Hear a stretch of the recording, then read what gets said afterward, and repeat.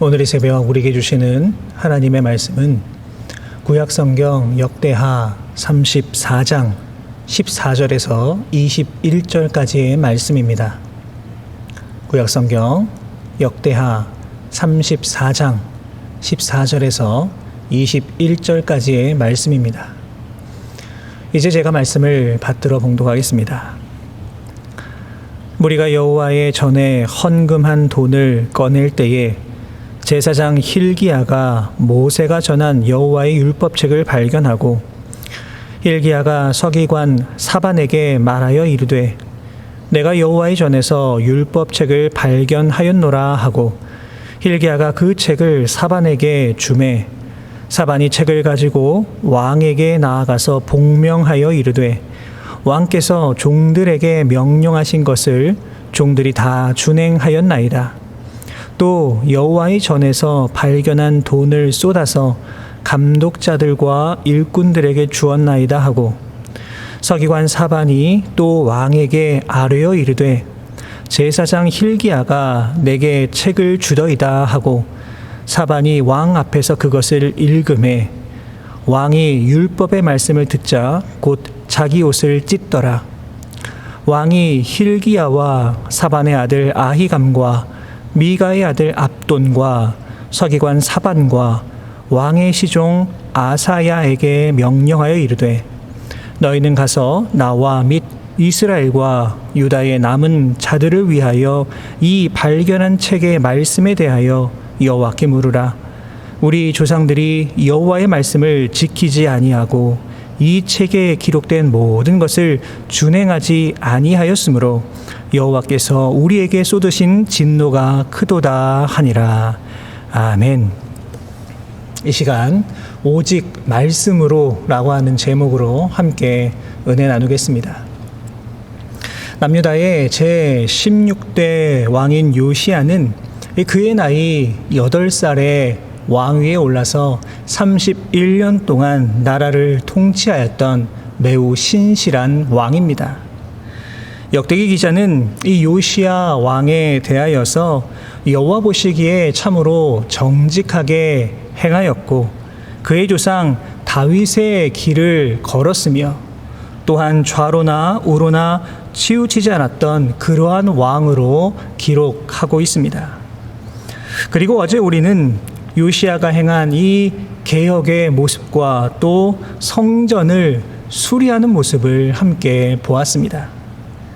요시야가 이 성전을 수리하려고 했던 이유는 이 므낫세와 아몬의 그 악한 왕의 시대를 거치면서 성전이 크게 훼손되었고 또 더럽혀졌기 때문입니다. 나아가 요시야는 이 성전을 수리함으로써 이 하나님 중심의 신앙을 다시금 회복시키려는 그러한 의지가 반영된 것이라고 할 수가 있습니다. 그런데 요시야가 행한 이 성전 수리는 아주 뜻밖의 결과를 가져다 주었습니다.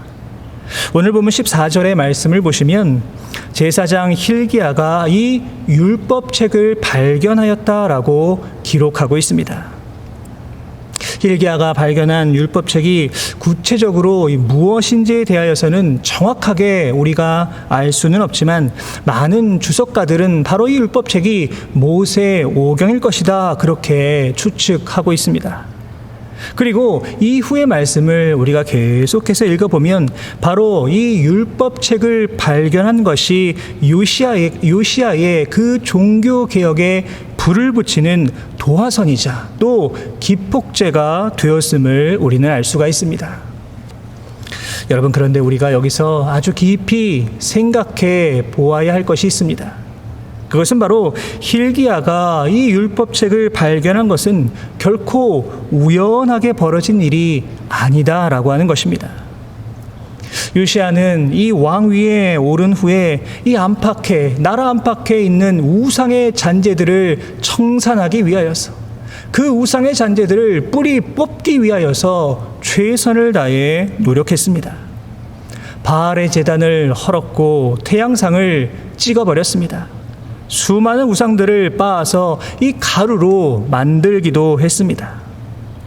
요시야의 이러한 노력 뒤에 바로 이 율법책을 발견했다라고 하는 것은 하나님의 계획과 섭리라고 할 수가 있는 것입니다.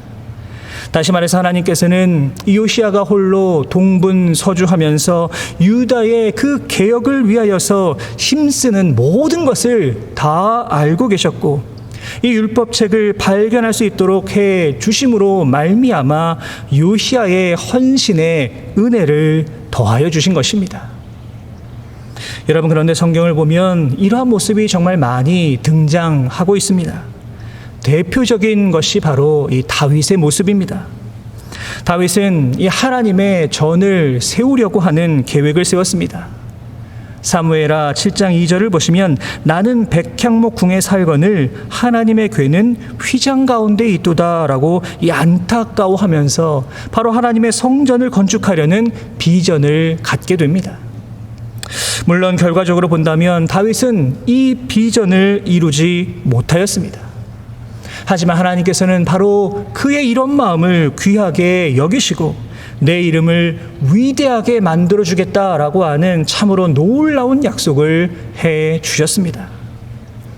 여러분, 이러한 사실로 볼 때에 하나님께서는 이 세상 수많은 사람들 가운데 우리를 선택하셔서 하나님의 백성으로, 하나님의 자녀로 삼아주시는 참으로 무조건적인 은혜를 베풀어 주시기도 하지만, 우리가 구원받은 자녀요, 구원받은 백성으로서 우리가 이 땅 가운데 살아갈 때에 우리가 우리들의 믿음을 지키기 위하여서 최선을 다해 노력하고 진리와 공의를 위하여서 힘쓰고 애쓰고 수고하고 헌신하며 살아갈 때에 하나님께서는 그의 합당한 은혜와 복을 주신다라고 하는 것을 알 수가 있습니다.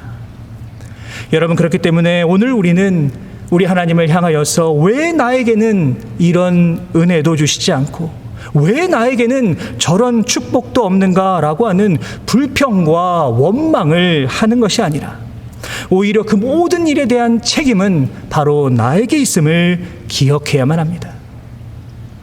가장 게으르고 미련한 모습은 그저 감나무 밑에서 감이 떨어지기만을 바라고 아무것도 하지 않는 모습이라고 할 수가 있습니다. 바라기는 여러분, 참으로 힘들고 어려운 삶의 숙제가 많이 있지만 우리가 우리의 믿음을 지키기 위하여서 하나님의 그 거룩한 말씀에 온전히 순종하기 위하여서 오직 진리를 굳건하게 따르기 위하여서 애쓰고 수고하는 모습을 보여주심으로 말미암아 요시야처럼 하나님께서 부어주시는 더 놀라운 은혜, 더 놀라운 축복을 받아 누리며 살아가실 수 있는 참으로 귀하고 복된 삶의 모습이 되실 수 있기를 주님의 이름으로 부탁을 드립니다.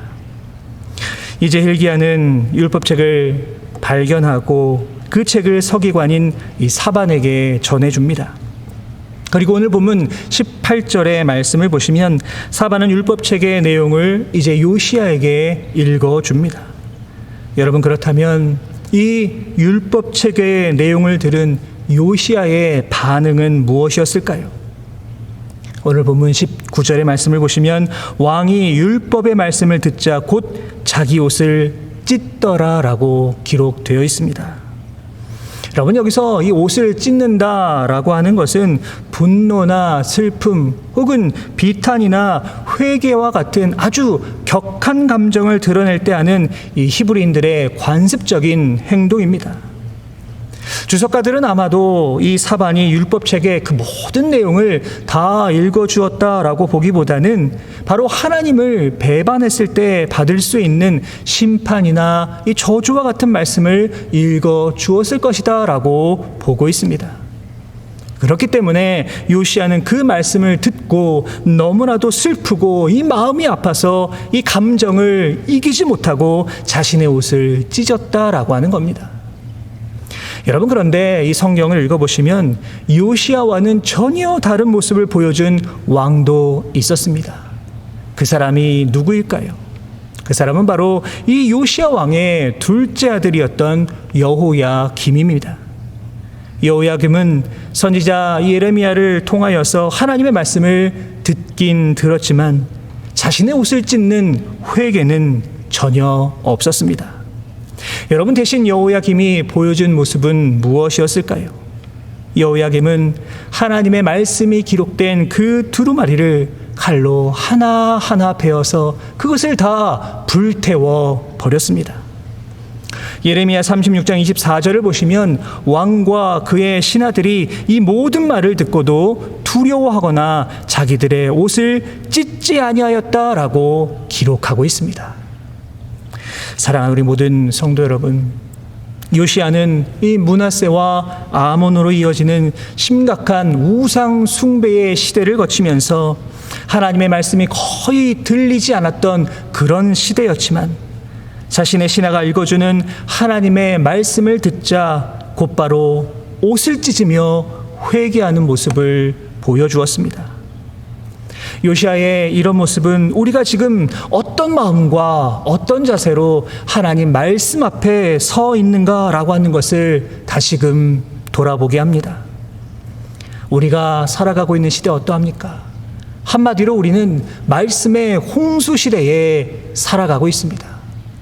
우리가 마음만 먹으면 하루 24시간 동안 한 번도 쉬지 않고 계속해서 말씀을 들으며 살아갈 수 있습니다. 여러분, 그런데 너무나 아이러니하게도 이렇게 말씀이 풍성한 시대 가운데 오히려 그 말씀에 우리가 무감각해지는 경우가 얼마나 많이 있는지 모릅니다. 히브리서 4장 12절의 말씀을 보시면 하나님의 말씀은 살아있고 활력이 있어 좌우의 날선 어떤 검보다도 예리하여 혼과 영과 및 관절과 골수를 찔러 쪼개기까지 하며 또 마음의 생각과 뜻을 판단하나니라고 기록되어 있습니다. 어디 그뿐입니까? 예레미야 23장 29절의 말씀을 보시면 여호와의 말씀이니라 내 말이 불 같지 아니하냐 바위를 쳐서 부스러뜨리는 방망이 같지 아니하냐라고 말씀하고 있습니다. 무슨 뜻일까요? 하나님의 말씀을 듣고도 무감각해져 있다면 그것은 결코 정상이라고 볼 수 없다라고 하는 것입니다. 여러분, 술에 깊이 취해 있는 사람은요, 아무리 맞아도 아픈 줄을 모릅니다. 마취가 되어 있는 사람은 아주 커다랗고 극심한 고통이 다가와도 그것을 전혀 느끼지 못합니다. 어쩌면 우리가 하나님 말씀을 듣고도 정말 아무런 반응도 하지 못하고 있다라고 한다면 혹시 나의 영혼이 지금 취해 있는 것은 아닌지, 나의 영혼이 깊이 잠들어 있는 것은 아닌지 우리는 돌아볼 수 있어야만 합니다. 바라기는 여러분, 하나님 말씀에 언제나 민감하게 반응하시기를 바랍니다. 우리는 하나님 말씀대로 살아가기 위하여서 최선을 다해 발버둥 쳐야만 합니다. 요시야 왕처럼 하나님 말씀을 이 마음판에 새기고 나아가심으로 말미암아 하나님께서 주시는 그 약속의 상급을 받아 누리며 살아가실 수 있는 저와 우리 모든 성도 여러분 되시기를 주님의 이름으로 축복합니다. 마지막으로 본문 21절의 말씀입니다. 너희는 가서 나와 및 이스라엘과 유다의 남은 자들을 위하여 이 발견한 책의 말씀에 대하여 여호와께 물으라. 우리 조상들이 여호와의 말씀을 지키지 아니하고 이 책에 기록된 모든 것을 준행하지 아니하였으므로 여호와께서 우리에게 쏟으신 진노가 크도다 하니라. 여러분, 요시야는 유다를 향한 하나님의 진노가 얼마나 큰 것인가 다시금 깨닫게 됩니다. 그렇기 때문에 이 후에 이어지는 이 본문을 보시면 요시야는 여러 사람들을 이 여선지자 훌다에게 보내어서 보다 구체적으로 하나님의 뜻이 무엇인가 이렇게 알아오도록 지시하는 모습을 볼 수가 있습니다.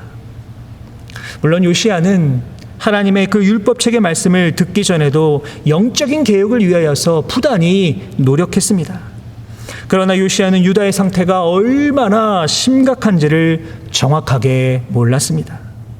하지만 하나님의 진노와 그 심판의 말씀을 듣자 그제서야 그 상황의 심각성을 인지하게 되었고 이후에 보다 강력한 개혁을 추진하며 나아갈 수 있었던 것입니다. 사랑하는 우리 모든 성도 여러분, 우리가 현재 우리의 모습을 보다 정확하고 분명하게 바라보기 위해서는 우리는 반드시 하나님 말씀 앞에 서야만 합니다. 하나님 말씀에 나를 비추어야 나의 진정한 모습을 알 수가 있습니다. 그러나 여전히 많은 사람들이 하나님 말씀을 거부하고 있습니다. 그 진리의 말씀을 인정하려 하지를 않습니다. 예수님 당시의 바리새인과 서기관들, 그들은 자신들만 거룩한 사람이고 의인이라고 자부했습니다. 그러나 예수님께서는 이들을 향해 무엇이라 하였습니까? 회칠한 무덤이요 독사의 자식이라고 책망하셨습니다. 무슨 뜻일까요? 우리 스스로는 이 자신의 진짜 모습을 온전히 바라볼 수 없다라고 하는 것입니다. 바라기는 오늘 하루 이 땅을 살아가실 때에 오직 하나님 말씀으로 나를 조명해 보시기를 바랍니다. 진짜 나의 모습은 내가 평가할 수 있는 것이 결코 아닙니다. 세상이 할 수 있는 것도 아닙니다. 오직 하나님 말씀을 통해서 알 수 있는 것, 그것이 진짜 나의 모습입니다. 요시야가 하나님 말씀을 허투루 듣지 아니하고 정말 그 말씀 한 글자 한 글자 마음에 새기고 하나님 말씀에 순종했던 것처럼 오늘도 우리에게 주시는 하나님의 거룩한 말씀 앞에서 겸손한 마음과 자세로 나를 깊이 돌아보면서 오직 하나님 말씀대로 살아가기 위하여서 최선을 다해 노력하시며 살아가실 수 있는 저와 우리 모든 성도 여러분의 귀하고 복된 삶의 모습이 되실 수 있기를 주님의 이름으로 축원합니다. 기도하겠습니다. 참 좋으신 하나님 아버지, 은혜와 사랑에 감사를 드립니다. 오늘도 우리를 사랑하셔서 우리 모두에게 소중한 생명을 더하여 주시고 오직 주님 바라보고 의지하면서 이 땅을 살아갈 수 있도록 인도하여 주신 은혜 하나님 감사를 드립니다. 오늘도 우리에게 주어진 모든 시간을 참으로 소중하게 여기며 살아갈 수 있도록 인도해 주시고 오직 주님 말씀에 순종하며 더욱더 주님을 영화롭게 하기 위해 이 땅을 살아갈 수 있는 우리 모두가 다 되게 하여 주옵소서. 오늘 우리에게 주신 말씀을 기억합니다. 요시야 왕이 하나님 말씀에 분명하게 반응하는 모습을 보면서 정말 나는 과연 어떤 마음과 자세로 하나님의 말씀 앞에 서 있는가 깊이 돌아볼 수 있도록 인도하여 주옵소서.